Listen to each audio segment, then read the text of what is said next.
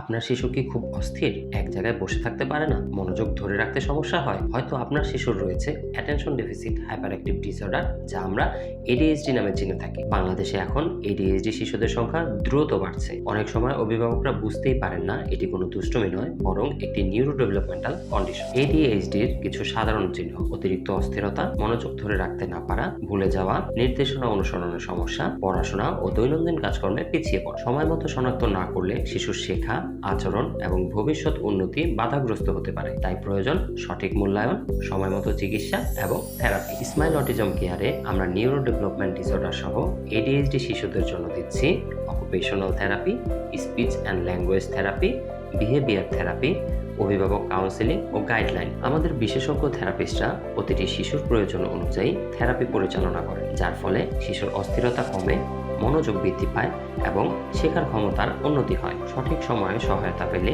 প্রতিটি শিশুর সক্ষমতার নতুন পথ খুলে দিতে পারে। আপনার সন্তানের প্রয়োজনীয় মূল্যায়ন ও থেরাপির জন্য যোগাযোগ করুন স্মাইল অটিজম কেয়ারে। আমরা বিশ্বাস করি প্রতিটি শিশুই বিশেষ, প্রতিটি শিশুই পারে। স্মাইল অটিজম কেয়ার, একসাথে এগিয়ে দিই শিশুর উন্নয়ন।